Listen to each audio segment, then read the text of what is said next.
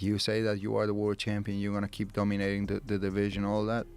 I'm here. You can't keep avoiding me all the time. Yeah, like Islam Makachev is huge. I mean, that guy, how he makes 155 is, I don't understand it. Every time I stand next to him, like, how are you 155? How much do you think he walks around? He's got to be 190-ish, in the 190 range. He's got to be. That's what he looks like to me. I never saw him in a person. Yeah, he's thick. He's thick and big. I mean, he's not a small. He's not a 155-pound man. It's just so silly. The whole thing is just it's an old thing that we kept for no reason. And I think that, like, people always used to joke around about Dagestan. You know, like, try getting a USADA guy into Dagestan. You know? The moment he lands, they did some call everybody. drug test in Dagestan. They test Khabib, for example, in Dagestan now. I'm sure. Yeah, I'm sure they must have. And what if someone landed Wasn't from there an USADA? issue where some guys from USADA and Khabib's camp, they had like They had some issue. some issue? Yeah. They had some. I remember something like that. But You go over there, like, and you want to get out. You got to be careful. Ilia Topuria hints at deeper issues in Islam Makhachev's title reign, raising eyebrows with a pointed remark during his Joe Rogan appearance. I don't understand why they won't just book you and Islam. There's many times that I wish I was running the UFC. I would change so many different things. That would be one of the first things I would change. I'm like, book that fight right away. I said, the first thing you should do is get rid of this. Get rid of the weight cutting and just add a bunch of weight classes. Because some of the weight class gaps, like the gap between 70 and 85, and then 85 and 205, they're too big. The gaps are too big. 20 pounds is nuts. I would do something with the drug test. Like, if I go to your home to make the drug test, I put you in the scale. If you walk around like 8% or 10% over your weight, I would obligate you to go in the next weight class. Why would you want someone to be physically compromised 24 hours before they're fighting? It doesn't make any sense at all. But at the same time, the weight cut takes something out from you. That's crazy. It's like putting a dog inside the room for 20 days without any food, and you open the door and you put him in a different room with full of food. It's like the same thing.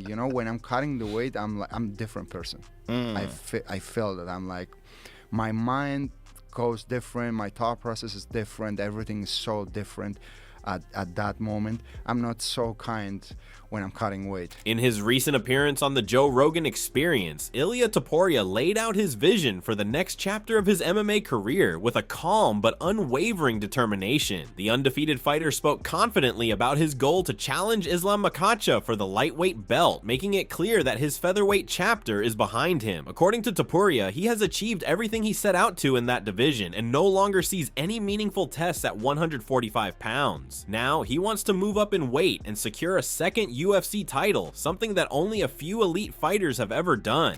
Something similar happened to me also. I started fighting in the bantamweight division. Really? Yeah. Before the UFC, like in Cage Warriors, when I was fighting in the Cage Warriors, I actually missed the weight also when I was fighting for the belt.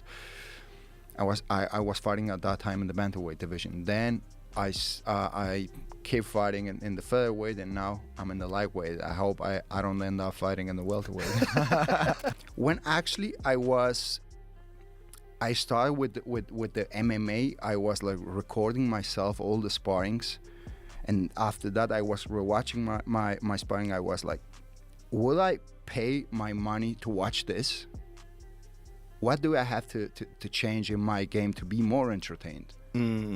And this is how I was like looking myself all the time. I was very critical with myself, and this is how I develop. And all the time I go inside the octagon, I don't go there just to win. You know what I mean? I want everyone to be like, wow, what he just did, how he did it. He was the greatest of all time, and he made him look easy. Yeah. This is what Yeah. I want. I want to change the game, you know, the people to I want you to say, your friend, watch this guy and learn something. He explained to Rogan that his decision to vacate the featherweight belt was not made lightly, but it was necessary. The extreme weight cuts had taken a toll on him physically and mentally. Walking around at about 80 kilograms when not in training camps, Topuria revealed how difficult it was to get down to 145. By moving to lightweight, he now feels stronger, healthier, and more explosive, describing his body as a well-fueled machine. He believes that at 155 pounds, he is capable of finishing anyone, even with a single strike. His words carried no arrogance, just clarity in his belief that his timing, power, and precision will be more dangerous than ever at lightweight. Like, what do you walk around at when you were fighting at 45? I'm gonna tell you in kilos.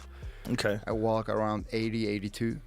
What is that, Jamie? Like 160, 170? 175? 180. 180? Most okay, closely, so yeah, you were losing quite a bit of weight. 35 pounds? 25, 30 pounds, like, Oof. yeah, that's Yeah, a lot. hard. That was the hardest part Yeah. of my training, of the fight game for me. I wasn't enjoying at all the last couple of fights that I had, because it's like I had to become more professional in the weight cut than in a fight game, you know? Mm-hmm. And it was taking a lot of time and energy from me, and I'm like, my dream is to become a world champion. I want to end up this chapter that I have, that I started in 145, and now it's time to really enjoy it, and I'm very excited about that. In Topuria's mind, the fight with Makachev is inevitable. He made it clear during the conversation that he is not willing to fight just anyone. While names like Charles Oliveira have been floated around, Topuria is not interested. His eyes are fixed on the lightweight champion. If that means waiting until autumn to make the fight happen, then he will wait. In his own words, he said he would sit still until the opportunity is forced to happen, as he believes that eventually there will be no way for Makachev to avoid facing him. Anyways, if they give me the fight with Charles, it's gonna be a That's a good good one fight too. also. That's a great fight too. It's a great fight. too. There's a lot of guys in that division. Yeah. You know, there's a lot of good fights for you at 155 pounds. Do you have a timeline of when you would like to fight at 155? I would like to fight with Islam, that's for sure. Mm-hmm. I would like to fight him. But if they don't give you that fight, if they give you like a number one contender fight, when would you like to fight next? I wouldn't fight for a number one contender Really? fight. No. You only want to fight for the title? Yeah, of course. Really? Okay. Of course. No, I understand. That makes sense to me. Look, also, it's the most marketable fight. Everybody else has lost to him, right? I don't care if Islam decides that he doesn't want to fight me. I don't care. I said till you're gonna have to fight me. Okay. You say that you are the world champion. You're gonna keep dominating the division, all that. I'm here. You can't keep avoiding me all the time. So you would just sit on the sidelines rather than fight someone else? I don't think that they're gonna do that. One of the complications surrounding the potential fight is Makhachev's rumored desire to move up to welterweight, where his longtime teammate and friend Belal Muhammad currently holds the belt. Topuria brought this up during the podcast, suggesting that UFC might try to set up a champion versus champion fight between Makhachev and Muhammad, but he doesn't think that past training partnerships should prevent these fights from happening. In his view, this is a professional sport, and history has shown that teammates and former allies have faced each other in the cage when titles were on the line. Fine, this is why I won't fight Did this he guy. told you something about me? Maybe a little bit. If he did, I can't tell you. I did ask who you're gonna fight, and they said we're working on things. But he was actually specifically talking about what happens if Belal wins.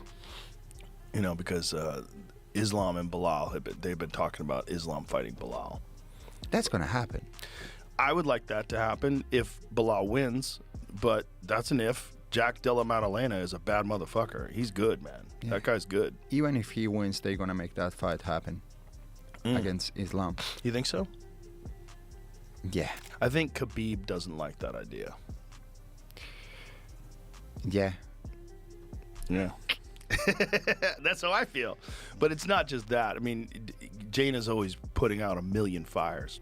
I mean, think about it. They have 500 fighters in the roster at least. And, you know, there's all these things that are happening. And like the Arman Sarukian thing. Like his back hurts the day of the fight.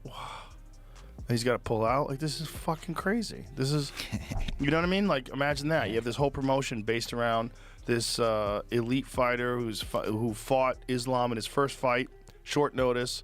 They go to a very close decision, a very close fight. Arman's gotten a lot better. Islam's gotten a lot better. Then they're going to fight again, and then the day of, he hurts his back. He even noted that if Makachev does go after the welterweight title, the UFC will likely still bring him back to defend his lightweight belt at some point. Topuria believes that the fight with Makhachev will happen regardless of what other plans are in motion. He's not frustrated by delays. Instead, he's patient and focused, stating that all of this is just part of the journey toward becoming a 2-division champion. Yeah. But if you will be in the Dana's place, who would be my next opponent? Islam. 100%. 100%. I wish they I tried to tell him fight. that this weekend. That would be a great fight. Yeah, that's the fight to make. Because you have a world champion versus a world champion. Like, if anybody deserves a fight for the world title in the next weight class, it's you. It's simple. It's simple. Yeah. You knocked out Max Holloway. I mean, it's simple. You knocked out Alexander Volkanovski, one of the greatest of all time. It's simple. That's a no-brainer. That's the fight. You know, he doesn't want to fight 45 anymore. He wants to fight 55. World title shot. I mean, nobody would argue with that. That would be a huge fight. Everybody would get excited about it. Yeah. Throughout the episode, Joe Rogan expressed excitement about the idea of a Topuria-Makhachev showdown. Rogan has long praised both fighters, and the idea of seeing them square off sparked genuine enthusiasm. He said he hoped that Topuria makes the jump up to 155 and gets the fight he's chasing. With Makhachev widely considered the best pound-for-pound fighter in the world right now, a win over him would elevate Topuria's status to legendary levels. Yep. And I proved that I deserve that shot. As you said, I knock out two of the all-time greats. Two of the all-time greats. To the great Volk, who was like dominating everyone in 145 division, and Max Holloway. Great fighters, both of them. Especially after Max Holloway's victory over Justin Gaethje, which is like the greatest victory of his career. Yeah, to knock him out after that. And no one did it. Yeah, I agree. I mean, I'd say world title fight, but I don't get to make the rules. And the last fight he had was in 155, right, against Justin Gaethje, who also fought for the title. Another interesting topic that came up was the possibility of facing Conor McGregor. While it's not Topuria's main priority, he did admit that the idea of that fight has been discussed behind the scenes with the UFC. He wouldn't turn down the opportunity if it came up this year. Their rivalry has already played out in public via social media, and both men have huge fan bases. A matchup between them would likely break UFC pay-per-view records. However, Topuria remains grounded. He knows that the McGregor fight would be more spectacle than sporting merit, while the Makhachev fight is the one that truly defines his legacy. I think Conor's promotion. I think it's Conor's promotion, that BKFD. Actually, do you think he's going to come back, Conor? If I had a bet? No. Yeah. No, I don't Why? think he comes back. Because he hasn't come back yet, and he could have. You know, if he really wanted to, he would have been back in the gym, had a fight scheduled, drug tested, clean, training, gone through a camp, had a fight. Like, he had a broken toe before the first fight with Chandler. I understand that. Okay. Why should you fight on a broken toe, especially a guy who moves a lot like Conor? He relies on movement so much.